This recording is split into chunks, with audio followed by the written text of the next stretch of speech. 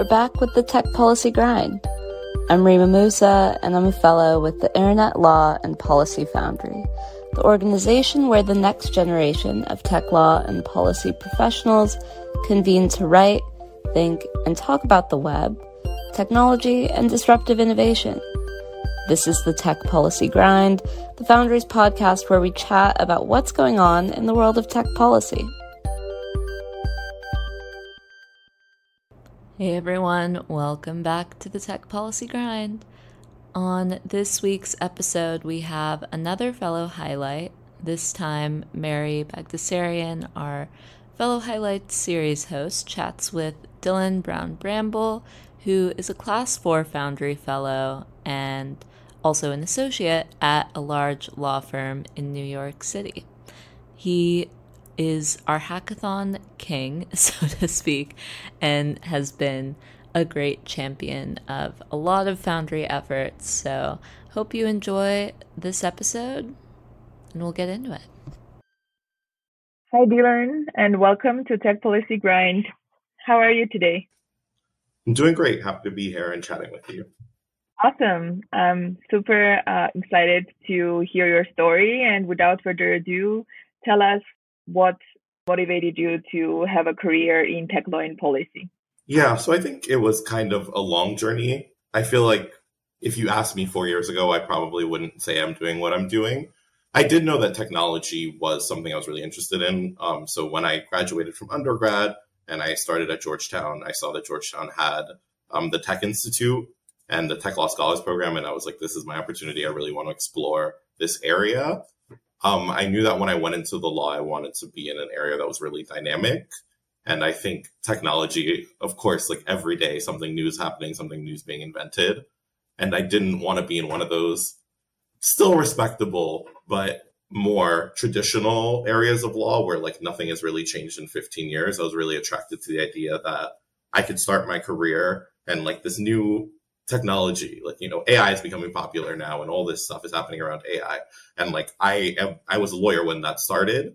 New things are happening, new laws are being passed, and I can be engaged in it at the same time for the first time as people who have been lawyers for 20 years. I feel like some more traditional areas of practice, you don't get those opportunities. So I was really excited to pick something where I could jump in and then like, a couple years and I can say I'm an expert in something and people would believe me that I have expertise. Yeah, definitely technology is a space that changes every day. It's like the beauty and the challenge of this field. So what issues do you focus on? What do you do day to day in your job? Right. So I work at a big law firm and I do privacy and cybersecurity work. So a big part of it is working with like mergers and acquisitions and doing diligence on companies, digging in on all their privacy and cyber issues. And then there's a lot of independent counseling work. So just helping companies be in compliance with any privacy or cybersecurity laws. For anyone who's paying attention, they probably have the same struggle that I have, that every 6 minutes, a new state has passed a law and there's something new to learn. So, but I think that that's the very excitement I was getting at with my previous answer, that it's like, this law, I was a lawyer for 2 years when this law got passed. And then I was a lawyer for 2.5 years when the next 15 laws got passed. So it can be stressful to keep up, and something I'm still as like I've been a lawyer for almost 2 years now, as a fairly new, a new lawyer, as a baby lawyer, still learning the skill of like keeping up with the stuff. But it's really exciting that I get to be in a field where new things are happening every day. And, I work with partners who have been doing it for 15 years. But like both of us saw the news release that this law passed at the same time. And both of us have the same amount of experience with it. So I really find that exciting. And then the work, I really, I think privacy and cybersecurity are just entering our daily discussions more and entering the public consciousness more, and getting to see how like different types of companies, sometimes types of companies that like I didn't even realize, someone did that and someone was paying people to do that, seeing how personal information flows, seeing how they secure information. It really is just giving me an insight into how our world works. One of my law professors, they described lawyers as like the gears that are inside the machine, like no one sees what's happening. And I'm really getting to see that firsthand, that like, we use these products every day and you don't even think about it, but like, oh, this they use your personal information in this way, or this is what you consented to, or this is what is happening in the background. These are the laws. The reason that you have this privacy notice or this cookie banner is because this law said that they needed to do that. So just getting that, it changes how you view the world. I think lawyers in general, not just privacy and cyber lawyers, but lawyers in general, you start to gain a different perspective on kind of everything and how you analyze and how you observe the world around you. Right. Yeah, I think we have like very interesting position to see like the societal reactions and also understand how things work on the inside, of course, given the confidentiality that we work with, but still it gives an interesting perspective. And given that, I mean, just only within the scope that you can like reflect on this and share publicly, do you feel that the trends that we see in this space are going in a direction that you as a user or citizen would want that to be the direction that things should go overall? That's a hard question. I think that's a question that probably has been murkier since I became a lawyer, because I think it's really easy to take a perspective as a user when you're not in those conversations and seeing like the practicalities of making these things happen. And I think that that's an issue with law all the time. If you talk to like a layperson, they're like, make it simple, make it work, but it isn't simple. And there's always a balance, like with privacy. It's like, do you want it to be usable? Do you want it to be effective? And what information do you want to get? And how do you balance those things out? So I don't actually know. It feels like a cop-out answer, but I think that that's something I think about. And it is interesting because I do my work and then I still exist in the world. So like, I'm still a consumer. I use products. Like my personal information is used. And so I'm like trying to leverage, how do I feel about that as the lawyer versus how do I feel about that as just like Dyllan, the person who's just like walking down the street and going to the store or buying something online. But I think that the thing that I definitely think is positive is that it's being discussed publicly, and people from different walks of life, people from different stakeholders from different perspectives are coming together, and we're having like more just generally transparent conversations, because I do think that there's like a societal need to figure out what we want our world to look like in terms of how our data is used, how our data is shared, and transparency. So I just think entering the public conversation is the first step for us to have that conversation and figure out how we all feel. So very excited to continue to tune in to what the world, what society, what the United States, what other countries, how they tune into this conversation and what they have to offer and what their perspectives are. Yeah, for sure. I think that it's interesting that you mentioned that you as a user and you as a lawyer may have different feelings about this, but that's also, I think, interesting perspective to have because you see it from both sides, and definitely agree that it's great that there is more discussion about this, because unless people know that there is something that they need to pay attention to, I don't feel like the policymakers will be paying more attention to this, because it's a two-way street in a way. So do you mostly work on US legislation and like US based clients, or like also more like based overseas? Because data flows cross borders and there are all these types of issues, and I wonder if that is something on your radar, or you mostly focus on US. My focus is mostly on US. It's definitely on my radar. Like we work with teams, or we'll work with other firms, or we work with companies that are across countries. So it definitely, I think, any practitioner of law in this more global world, in our more digital world, it's important to always keep it on your radar and know what's going on, even if that is just enough to say, this is an issue that we need a lawyer from this country to weigh in on, and like this is the information that seems relevant. This is what we need to convey to them. But I'm a U.S. qualified lawyer, barred in New York. Like my U.S. law is what my practice is focused on. Yeah, and as you mentioned, there are so many things happening in U.S., so I'm sure you have enough on your plate already. Right. I don't need all the countries that are having new laws. Yeah, for now, what you have in U.S. is sufficient. You also mentioned that there are a lot of things happening in U.S. and abroad. So that means that like one of the skills is to be able to keep tabs on all these developments. But I wonder what other skills you have noticed that will be useful for anyone that wants to have a career in privacy and cybersecurity now, or maybe in the near future. Yeah, definitely keeping up on laws. I think keeping up on technology. I think people think of lawyers and technologists as different, and totally we are different. I don't be like, Dyllan, come fix this program. I can't do that for you.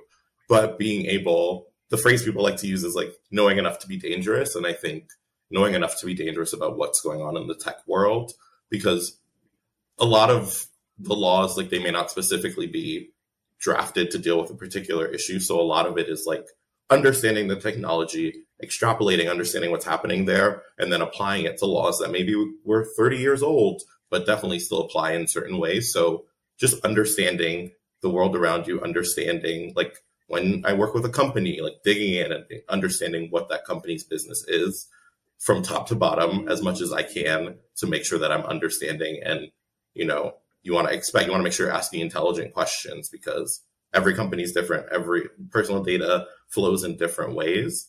I think another skill, I think this is just a general like corporate lawyering skill, but the balance between you're a lawyer and your job is to advise on law and risks and compliance, but also these are businesses that have to operate and there's practical decision making. I remember just like when I was talking to lawyers as a law student, as a professor, I saw that model of like a really stuffy lawyer that is like, this is the law. There's no room for conversation. I did internships where I had to deal with that. And like totally there's times where it's like, this is it. You can't do this.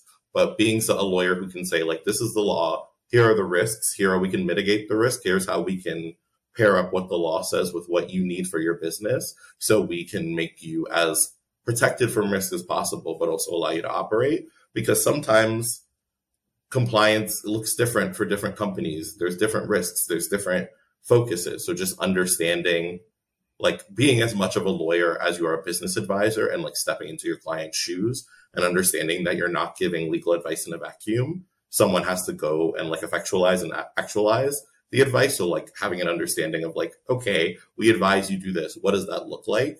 That's a little more than just like, I cited, section 2A of this statute and that's what it says. And that's the end. It's like section 2A says this and your business does this. And here's how these things intermingle.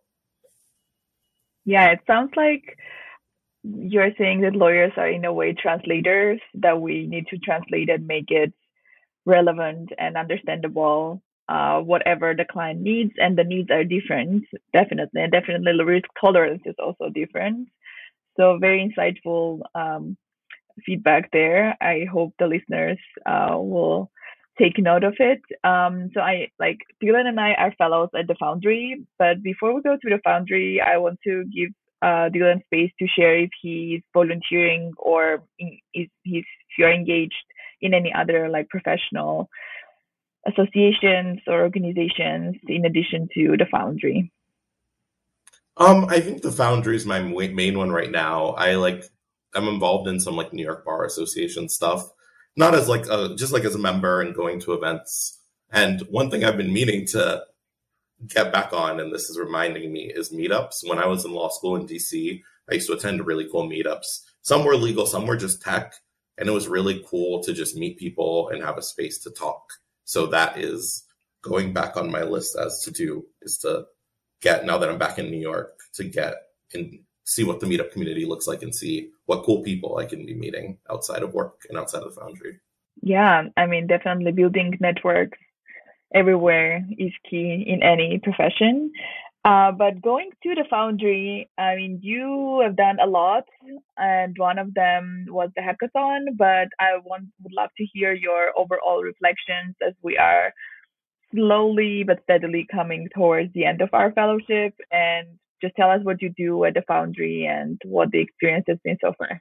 Right. So I'm currently senior fellow and I chair our hackathon committee. I am so sad that we're nearing the end of our experience.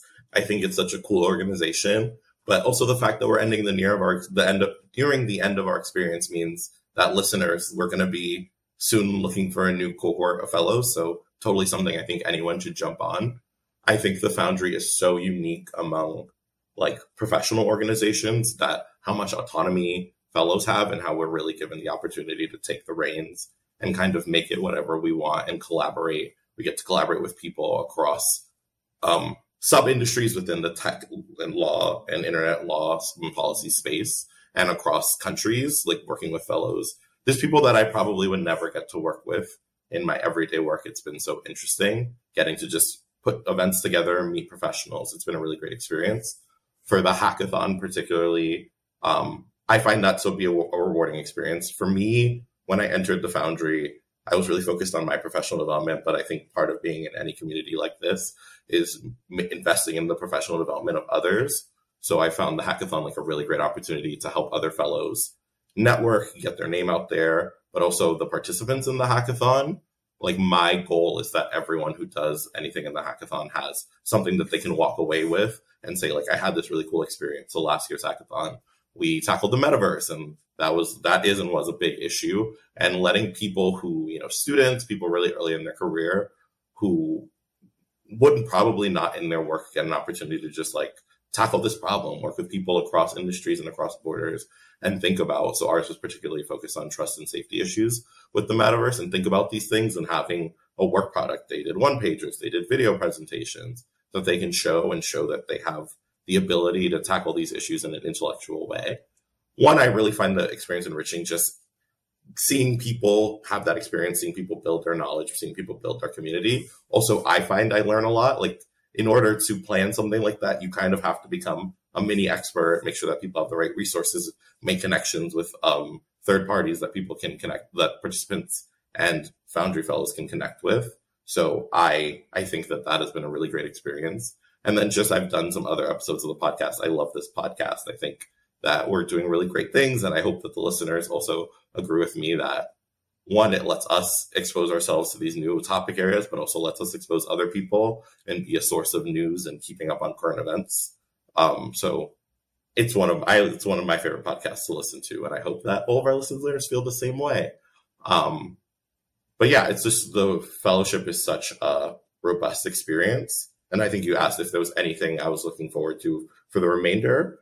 I don't know. I think that's the thing. It's like because we're such an agile organization and we're self-run, it's kind of like hard to know what the next thing. Like I'll figure something out. I'm sure that we'll do something cool. I know CyberCon is coming in a few months. So interested in being involved in that, but also just interested in seeing what my fellows come up with and finding ways to help them and help myself build knowledge and network and just professionally develop generally. Yeah, I mean, thanks for the shout out for the podcast for sure. And I just want to say that I really enjoyed collaborating with you last year when we were doing the pre-events for the hackathon. That was super fun. And about the hackathon, like, was there anything that you found surprising or like some surprising reflections from the process of organizing the hackathon or the experience itself that you want to share? Surprising reflections. I mean, one, just like the logistics. I've like participated in hackathons. I'm like an amateur coder, so I've done it from that perspective. But like we do a policy hackathon, which is a different beast, but like how much work it is to plan. But also I think the interest, I think there's such a desire for people to have these conversations and have a platform. And it's clear, it's just like, not everyone gets a platform. When you're really early in your career, I think we have the wonderful social media all around us that gives you something of a platform. But I think the hackathon is a really particular platform where you get to convene with other people who are really interested in these issues and really tackle them and really dig in on what's going on. What are the issues? What are the glories of any technology that we choose to cover? And just some of the things that people came up with or the thought processes that people have. I really love that the hackathon has been an international event because while, like we said before, I try to keep up with international news, there's only so much you can do while also keeping up with your own legal and policy developments in your own country. And so it's so interesting to see how the perspective on technology is informed by different cultures, different legal and policy conversations. So getting to see, participants in Asia, participants in Africa, how they're thinking about these issues differently, how they approach these issues differently. I think that was really intellectually stimulating and fulfilling for me. And it really reminds me that in all these conversations in my work and all the work that I do, to keep in mind that we live in a really broader world. And I think a lot of times Well, I think one of the things the Foundry, the hackathon, does well is have an international approach. A lot of these conversations can be very US focused. So I was really grateful to have that exposure for myself. Yeah, that was really interesting. I remember doing the episode with the winners of the hackathon, and everybody had such interesting ideas. And definitely the ideas were based on their different experiences from around the world. So really happy that we got to do this. And Right. yeah, I mean, a lot of things are in the pipeline. So, but talking about resources, what resources would you recommend to like early career tech law and policy professionals, something from your arsenal? Yeah, definitely. I mean, this podcast, another shameless shout out. I think this is a really great podcast. For me, as like a privacy cyber person, the IAPP has a bunch of newsletters that are really helpful. I like skim through TechCrunch's newsletter. I try to do every day. I don't know how much I succeed. Fortune has Datasheet, and there's a new, I don't know how new it is, an AI newsletter. I think it's called Ion AI. And I got to shout out my law school when I was out there as a student, and now the Center for Privacy and Technology and the Institute for Technology Law and Policy at Georgetown. I think so much of my foundation as a tech internet law and policy person was built at Georgetown, interacting with the great minds, the events, the interesting coursework at those two that were branching out from those two institutions. And I know that they do events, they do symposiums, they put out writing. So I think those are definitely two institutions to follow. And then I think I said earlier, like bar associations and meetups. Never underestimate the knowledge and network you can gain from just like going to local events, working with people who do cool things around you that just are there to chat and meet people can be really enriching. Even sometimes going to my own job and meeting new people at my job who I don't work with every day can be really enriching, even if they don't do the work that I do. Finding the ways that our different practice areas intersect can be really fascinating. And then I think just not research, but just like generally being open to learning that there's, when you're in a new environment, when you're in school, when you're in a new job, if there's an area you're interested in, figuring out who does that and just being open to chatting. Everyone loves when you say that, what you do is super. I love when I get that email from like a law student. They're like, oh, your work seems super interesting. I would love to talk. And I end up in conversations sometimes when I'm probably too busy and probably should say, I don't have time, but I want people to, call me and flatter me and say that what I do is interesting and they want to learn more about me. So just being open to having conversations with people who are doing cool things, because the world is changing and people are doing cool things all over the place. Yeah, for sure. And I think also one of my favorite questions to ask our fellows is around the advice that they got when they were trying to find their footing in this space. So what do you think was a good and also a bad piece of advice that was given to you? And what would you give as advice to people that are trying to start out in this space? I mean, I think just doing things that you really find interesting and fascinating. I think the law and policy space can be difficult. It can be very intense. It can involve a lot of work. And if I didn't find my work interesting and the subject matter interesting, I think that'd be really hard.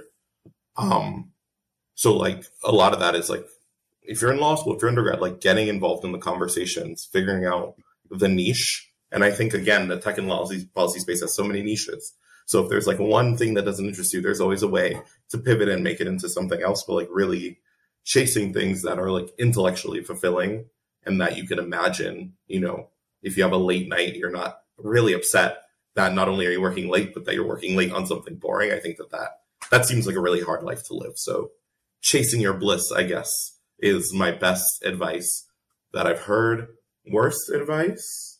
In law school and in legal environments, I think there's like a fear of being wrong or asking questions. And I do remember getting some advice to people to like, try not to ask questions, try not to look wrong. And like, you're a lawyer, you don't want to make mistakes, you don't want to do things wrong. But both in your team and I think with clients, there's an appreciation of like, I don't know that, but I'm going to know it. Point me to the right direction. If there's a particular resource that you think would be helpful, or if there's something that I should review, like to me, a lawyer who can't say that they don't know and they're going to find out is a stupid lawyer, because they'll sit down and they'll like make things up and they'll just be wrong. So the worst advice, and I think it's it's a cultural thing in lawyers, that it's like, you're a lawyer, so you need to know everything. And no, you don't. And that's like misconduct to pretend you know everything. You need to serve your client. You need to work on your team. Ooh, now I have a second bad advice, that you are in competition with your coworkers.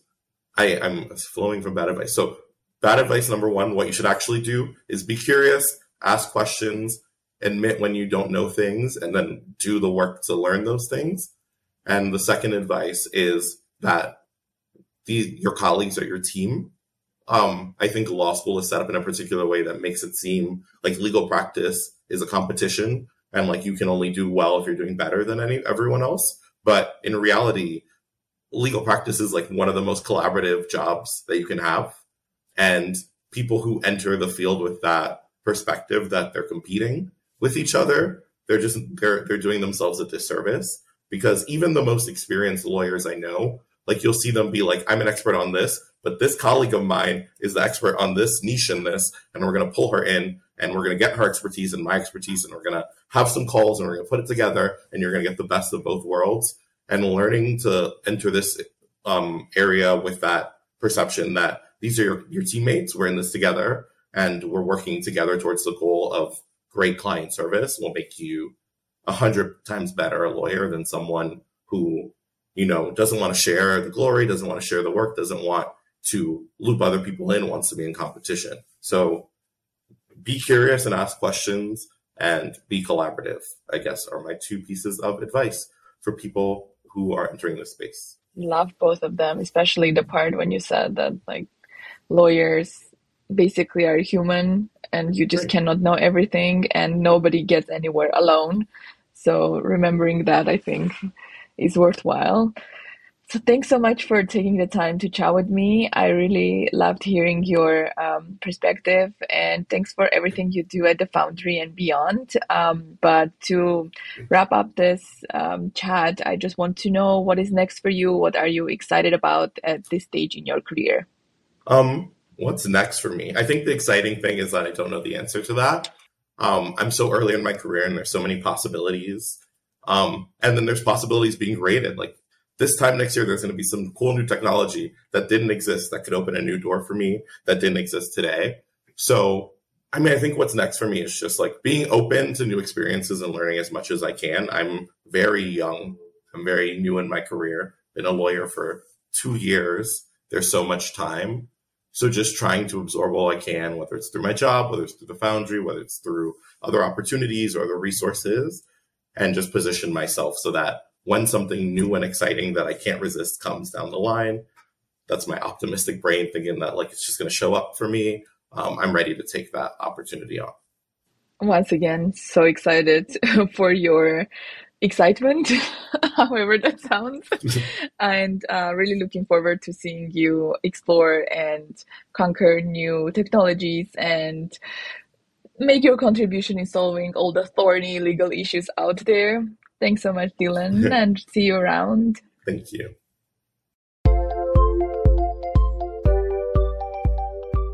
Thanks for tuning into this episode of the Tech Policy Grind. If you enjoyed the show, get in touch with us at Foundry Podcasts with an S at ilpfoundry.us or leave us a review wherever you're tuning in. I'm Rima Musa, the host of the show, and this podcast wouldn't be possible without the help of our team at the Internet Law and Policy Foundry. Thank you to Evan Enzer for editing this episode, Lama Mohammed, our social coordinator, Alison McReynolds, our accessibility coordinator, and Tim Lorden at the Internet Education Foundation. See you next time.